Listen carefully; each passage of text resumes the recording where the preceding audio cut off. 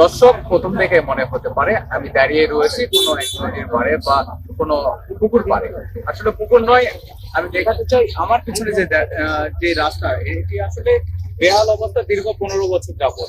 যে রাস্তা দেখার কেউ নেই, এলাকাবাসী প্রতিনিয়ত চলাচল করতে অসুবিধা পায়। এখানে যারা এলাকাবাসী আছে তাদের যে অভিযোগ, এই রাস্তা দীর্ঘ 15 বছর যাবত কোনো কাজ হয় না এবং একাধিকবার প্রশাসনকে অভিযোগ দিয়েও কোনো তার সুযোগ হয় না। তেমনই একজন এলাকাবাসী, তার সাথে কথা বলে জানতে চাবো, আপনারা যে এই যে রাস্তাটা রয়েছে, এই রাস্তায় কি কোনো কাজকর্ম হয় কিনা, আর আপনাদের কি কি অসুবিধা হয়?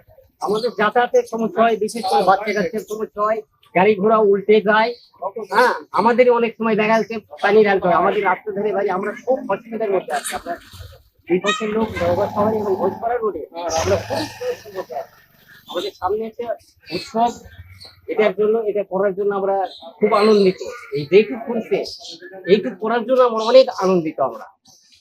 আচ্ছা, যেমনটি বলছেন দর্শক, আপনাদেরকে জানিয়ে রাখি, এই যে রাস্তা নওগাঁ শহর আলুহাটি মোড় থেকে ছুটিকালীতলা পর্যন্ত দীর্ঘ 3.5 কিলোমিটার রাস্তা জুড়ে খানাখন্দকে ভরা, যেখানে রয়েছে ছোট বড় অনেক বড় বড় গর্ত, প্রতিনিয়ত ঘটে দুর্ঘটনা। তো একজন সচেতন নাগরিক হিসাবে আমি তার কাছে জানতে চাই, এই যে রাস্তার আপনি বেহাল অবস্থা দেখছেন, এটা আপনার সচেতন নাগরিক হিসেবে আপনি অনুভূতি কি?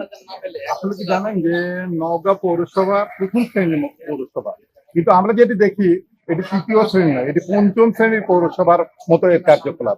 আপনি জানেন যে সম্প্রতি কিন্তু পৌরসভার ট্যাক্স বৃদ্ধি করা হয়েছে কয়েক গুণ, কিন্তু বাস্তবে আমরা কি দেখছি যে এই 3.5 কিলোমিটার রাস্তা গত 15 বছর ধরে সংস্কার করা হয়নি। এই জনপদের মানুষ এই রাস্তা দিয়ে যাতায়াত করতে গিয়ে প্রতিনিয়ত দুর্ঘটনার শিকার হচ্ছে, নারী শিশু সহ সবাই। আর আমরা আরেকটি জিনিস দেখেছি যে আপনি জানেন যে আগামীকাল থেকে কিন্তু আমরা শারদীয় দুর্গোৎসব, এই দুর্গোৎসবে এই লাইনে এই রাস্তাতে প্রায় 8 থেকে 10টি মণ্ডপ আছে, কিন্তু একটি মণ্ডপে যাওয়ারও কোনো রাস্তা করা হয়নি। আমি মনে করি এটি একটি বৈষম্যর শিকার হচ্ছে এই সনাতন ধর্মাবলম্বীরা, তাদের প্রতি একটু ইনজাস্টিস করা হচ্ছে বলে আমি মনে করি। এখানে পৌরসভা আছে, পৌরসভা কোনো উদ্যোগ নেয় না, এখানে জেলা প্রশাসন আছে, তারাও কিন্তু এই বিষয়টি নিয়ে কাজ করেনি।